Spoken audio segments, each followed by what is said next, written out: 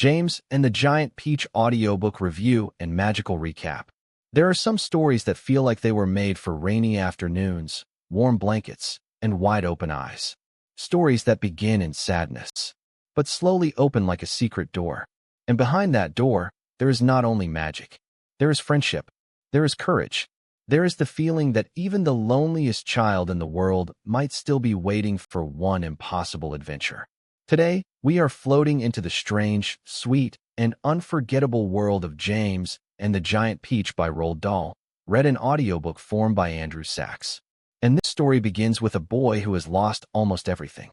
His name is James Henry Trotter. Once, James had a happy life. He lived near the sea with his mother and father. There was sand beneath his feet, sunlight on the water, and other children to play with. His world was soft and safe. But then, in one shocking fairy tale tragedy, James loses his parents. And just like that, the warm world disappears. He is sent away to live with his two aunts. And if you know Roald Dahl, you already know. These are not the kind of aunts who bake cakes and tell bedtime stories. No, these are nightmare aunts. Aunt Sponge and Aunt Spiker are cruel, selfish, greedy, and cold. They treat James like a servant. They make him work. They insult him. They keep him away from other children. They lock him inside a life that feels smaller and smaller every day. Their house sits on a high hill, and from that hill James can see the world below, fields, woods, and far away, the sea. The sea is important, because the sea reminds James of the life he lost. And every day, he looks at it from far away, like a dream he is not allowed to touch. But then, something strange happens. And in a Roald Dahl story, when something strange happens, you must pay attention. Because strange things often arrive quietly. A rustle in the bushes. A mysterious old man. A paper bag filled with glowing green magic. James meets a strange little man who gives him something powerful and impossible. Tiny magical things that shimmer and move like living jewels. The man tells James that if he uses them correctly, wonderful things will happen. His life will change forever. For one bright moment, James holds hope in his hands. But hope is slippery. As James runs back toward the house, he trips near the old peach tree in the garden. The magical things spill out. They sink into the soil. They vanish before he can save them. And James thinks it is over. The magic is gone. The chance is gone. His one escape has disappeared into the dirt. But this is the first beautiful lesson of the story. Sometimes magic does not work the way we expect. Sometimes it does not go where we want it to go. Sometimes it falls into the ground and begins to grow. Soon, something impossible appears on the old peach tree. A peach. At first, it is just a peach. Then it becomes larger. Then larger. Then larger still. It swells and shines in the sunlight. It grows bigger than any fruit should ever grow. It becomes enormous, round, golden, and glowing, like a little sun that has landed in the garden. Aunt Sponge and Aunt Spiker do not see wonder. They see money. They build a fence. They sell tickets. They turn the miracle into a business. Crowds come to stare. Reporters arrive. The hill becomes full of noise and greed. And where is James during all of this? Locked away. Still hungry. Still lonely. Still treated like he does not matter. But at night, when the crowds are gone and the moon shines over the garden, James is sent outside to clean up the mess. And there, under the silver moonlight, the giant peach waits. Silent. Huge. Mysterious. Almost as if it is calling him. This is one of the most magical moments in the story. James walks toward the peach. He touches its soft skin. It feels warm and alive. Then he notices something near the bottom. A hole. Not just a hole. A tunnel. And of course, because this is a story about courage, James crawls inside. The tunnel smells of peach juice. It is dark and sticky and strange. James eats little bites from the wall as he moves forward, because the whole world around him is made of sweet fruit. And then, deep inside the giant peach, James reaches the stone at the center. There is a door. He opens it. And on the other side are creatures waiting for him. Huge creatures. A giant grasshopper. A giant ladybird. A giant spider. A giant centipede. A giant earthworm. A glowworm. A silkworm. At first, James is terrified. And honestly, who would not be? Imagine crawling through a peach tunnel and finding insects the size of people, all looking at you as if they have been expecting you. It feels like a monster scene. But then the story turns. Because these insects are not monsters. They are James's new family. And this is where the heart of the book begins to beat. The insect characters are funny, dramatic, strange, and full of personality. The old green grasshopper is wise and elegant. He is like a musician, a teacher, and a gentleman all at once. The ladybird is gentle and kind. She has a warm, motherly feeling, and she quickly becomes one of James's safest friends. Miss Spider is graceful, polite, and misunderstood. Even though many people fear spiders, Dahl gives her dignity and softness. The earthworm is gloomy, nervous, and always expecting the worst. But his fear also makes him funny, and sometimes very useful. And then there is the centipede. The centipede. He is loud, rude, proud, silly, and full of nonsense. He loves his boots. He loves making jokes. He loves causing trouble. He is the kind of character who would start an argument with a cloud. And somehow, you love him for it. Together, these insects give James something he has not had for years. Company. They argue. They joke. They complain. They sing. They panic. And they care for each other. For James, who has lived in silence and cruelty, this noisy little world inside the peach must feel like waking up in color after years of gray. But the peach is not meant to stay still. The adventure begins when the peach breaks free. It rolls away from the tree. It smashes through the fence. It escapes the hilltop. And in one of the story's most satisfying fairy tale moments, the giant peach rolls over Aunt Sponge and Aunt Spiker. The cruel ants are gone. James is free. It is wild. It is darkly funny. It is pure Roald Dahl. The peach rolls faster and faster down the hill. It crashes through the countryside, through fields, roads, villages, and even a chocolate factory. Everything becomes chaos. Animals scatter. People scream. The peach is like a golden boulder of destiny. And then it reaches the cliffs. For a moment, it flies. Then it drops into the sea. Down it falls. Down toward the cold waves. And then, splash. The peach lands in the ocean. At first, everyone inside is bruised and shaken. The journey has been terrifying. But soon they discover something amazing. The peach floats. Now James and his friends are not trapped in a garden anymore. They are at sea. The same sea James once longed to visit. But freedom is never simple in adventure stories. Soon, sharks begin circling the peach. The insects panic. The peach is surrounded. The sharks seem ready to tear it apart. Everyone is afraid. And this is where James changes. Until now, James has mostly been a child who suffers things. Bad things happen to him. Adults control him. He has little power. But here, in the middle of danger, everyone looks to him. They ask him what to do. And James thinks. He becomes calm. He becomes clever. He becomes the leader. His plan is wonderfully absurd and brilliant. Use silk thread from the silkworm and Miss Spider.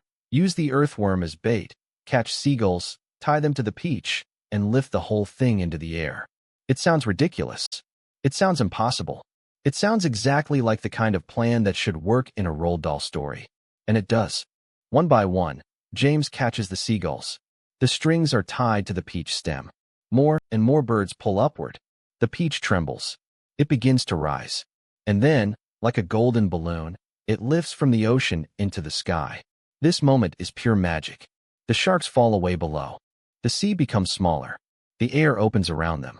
James and his friends are flying. Think about what that means emotionally. James began the story trapped on a hill, staring at the ocean from far away. Now he is above the ocean, sailing through the sky inside a giant peach, surrounded by friends who believe in him. That is not just adventure. That is transformation. The sky journey brings some of the book's most imaginative scenes. They float through clouds. They see strange cloud people making weather. They pass through danger, snow, hail, and mystery. The world above the world is alive with secret workers and strange beings. The story becomes dreamlike here, almost like a child looking at the sky and asking, what if clouds are not just clouds? What if someone lives up there? What if weather is made by hand? That is one of Dahl's greatest gifts. He takes ordinary things, a peach, an insect, a cloud, a seagull, and asks, what if the peach grew as big as a house? What if the insects could talk? What if a spider was kind? What if an earthworm could save everyone? What if a lonely boy became the hero? This is why the story feels so alive. It is powered by imagination, but it is also powered by emotion. Because under the silliness, there is a deep sadness at the beginning and a deep healing by the end. James is not just going on an adventure. He is escaping cruelty. He is discovering trust. He is learning that the world is bigger than the people who hurt him. And maybe most importantly, he is learning that he has value. The insects need him. They listen to him. They praise him. They worry about him. When the centipede falls from the peach, James risks himself to save him. This moment shows how far James has come. He is no longer only trying to survive. He is brave enough to protect others. And the insects love him for it. The audiobook reading by Andrew Sachs helps bring this world to life. A story like this needs energy. It needs rhythm. It needs voices that can be silly one moment and tender the next. The insect characters are perfect for audio because each one has such a clear personality. The centipede's loud confidence, the earthworm's nervous gloom, the grasshopper's calm wisdom, the ladybird's kindness. All of them feel like characters in a strange little traveling theater. Listening to the audiobook can make the story feel even more like a performance. You do not just read about the peach. You feel like you are inside it, hearing the arguments, the panic, the songs, the laughter, and the wind outside. And that is why this story works so well as an audiobook. It has movement. It begins in sorrow. It grows into mystery. It rolls into chaos. It floats into danger.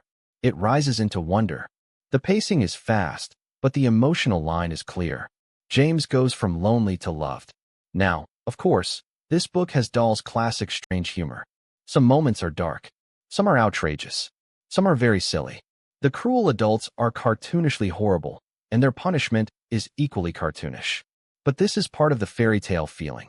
Traditional fairy tales often have sharp edges. Cruel people meet strange ends. Good children find magical help. The impossible becomes justice. In that way, James and the Giant Peach feels like an old fairy tale wearing a bright modern coat. It has a poor orphan. It has wicked guardians. It has a magical gift.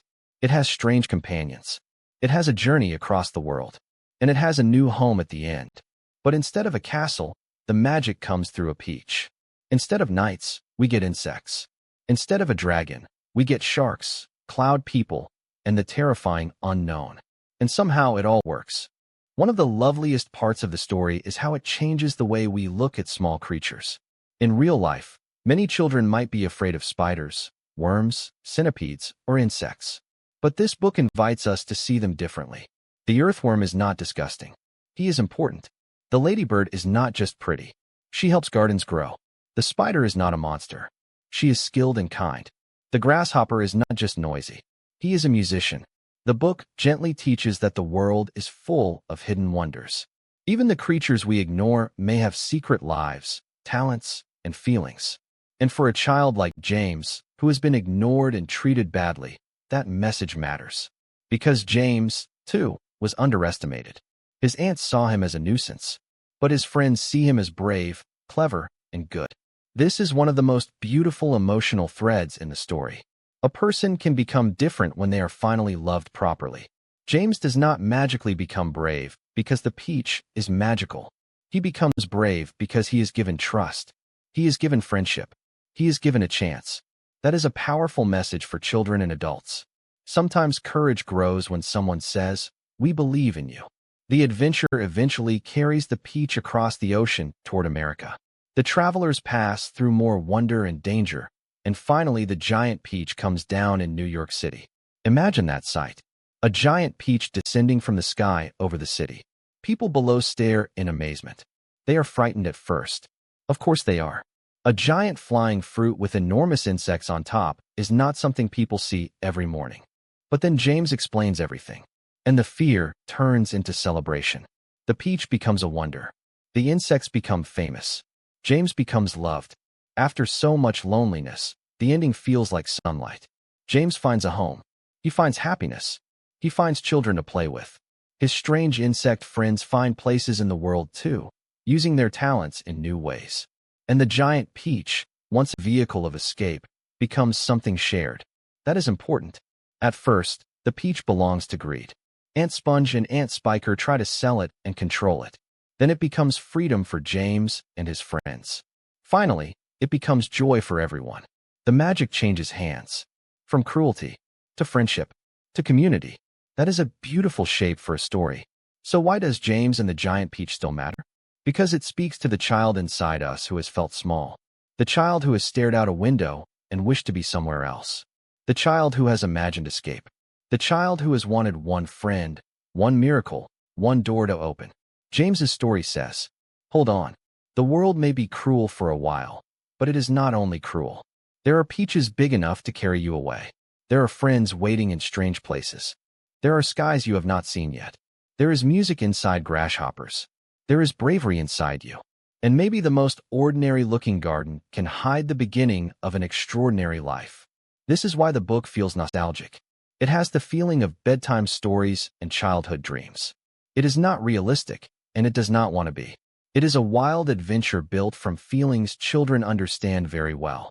Fear, loneliness, hunger, wonder, friendship, freedom. The peach itself is such a perfect symbol. It is soft, sweet, round, golden, and alive. It is a home, a ship, a balloon, and a miracle all at once. It protects James. It feeds the travelers. It carries them away. It rises above danger. In many stories, a magic object is a sword, a ring, a wand, or a key. Here it is fruit. That is part of the charm. It tells us magic does not always look grand and serious. Sometimes magic is sticky with juice. Sometimes it smells sweet. Sometimes you can eat the walls. The humor is also a huge part of the book's charm. The insects bicker like an odd little family. The centipede teases everyone. The earthworm complains about everything. The ladybird tries to keep peace. The grasshopper brings dignity. Miss Spider brings calm skill. Their group dynamic is funny because it feels real. Families and friend groups are not always quiet and perfect. Sometimes they argue. Sometimes they annoy each other. Sometimes someone sings at the wrong time or says the wrong thing to cloud people. But when danger comes, they pull together. That is friendship, not perfect harmony. Loyalty. And James becomes the center of that loyalty. What makes this especially touching is that James does not become cruel after being treated cruelly. He does not escape his aunts and then become selfish. He becomes kind. He helps. He protects. He listens. That is a quiet kind of heroism. A lot of adventure heroes are strong because they fight. James is strong because he cares. And in a children's story, that matters deeply. The world of James and the Giant Peach can be frightening, but it never loses its warmth. Even when sharks circle, even when the sky grows dangerous, even when the peach is full of chaos, there is always humor nearby. There is always a friend nearby. That balance is why the story feels safe enough for children but exciting enough to remember. It gives us danger without despair, suspense without losing wonder, sadness without staying sad forever. And if you are listening to the audiobook, that emotional rhythm can feel especially strong. A good narrator turns the story into a journey you can hear. You can feel the quiet loneliness of the hilltop. You can feel the excitement when the peach begins to grow. You can feel the madness of the rolling escape. You can feel the wind when the peach rises into the air. It becomes cinematic. You can almost see the moonlight on the peach skin. You can almost hear the seagulls crying above. You can almost taste the sweet juice dripping in the tunnel. And that is the beauty of an audiobook. It lets the story surround you. For a review, I would say this audiobook is perfect for listeners who enjoy magical adventures, classic children's literature, odd humor, and emotional stories about found family. It is especially wonderful for family listening because it gives parents and children so much to talk about. You can talk about kindness. You can talk about courage. You can talk about why the insects are more than they seem. You can talk about how James solves problems with imagination instead of force. You can even talk about how a story can be silly and meaningful at the same time. Because James and the Giant Peach is very silly. But it is not empty. Its silliness is the door. Its heart is what waits inside. Just like the peach itself. From the outside, it is strange and impossible. But inside, there is a whole world. A home. A crew. A family. And for James, that makes all the difference. If there is one feeling this story leaves behind, it is the feeling of rising. Rising away from cruelty. Rising above fear. Rising into the sky with friends beside you. And maybe that is why the image of the flying peach stays with us so long. Because everyone, at some point, wants to be carried away from something. Everyone wants to believe there is another life waiting beyond the hill. Everyone wants to look up and see not just clouds, but possibility. So yes, James and the Giant Peach is a children's book. But like the best children's books, it speaks to all ages. To children, it says, adventure is real in your imagination. To adults, it says, do not forget the child who once believed in impossible things. And to anyone who has ever felt lonely, it says, your story is not over. Somewhere, even now, something may be growing quietly in the dark. Something golden, something strange, something big enough to change your life. Maybe a peach, maybe a friendship, maybe courage, maybe hope. And when it comes, you must be ready to crawl inside. Because the tunnel may be dark at first, but at the center, someone may be waiting for you. Someone kind, someone funny, someone who says, we have been waiting for you. And then the journey begins. That is the magic of James and the Giant Peach. It takes a sad little boy and gives him the sky. It takes frightening creatures and turns them into friends. It takes a piece of fruit and turns it into a ship, a home, and a dream. And by the end, you do not simply remember the adventure. You remember the feeling of being lost and then found, the feeling of being small and then brave, the feeling of leaving pain behind and floating toward wonder. So if you want an audiobook full of strange charm, wild imagination, funny characters, and a warm emotional heart, this is a beautiful choice. Listen to it when you want to feel young again. Listen to it when the world feels too heavy. Listen to it when you need a reminder that magic can arrive in the most unexpected shape. Because sometimes, the road to freedom is not a road at all. Sometimes it is a giant peach rolling down a hill. And sometimes, the family you need is waiting inside.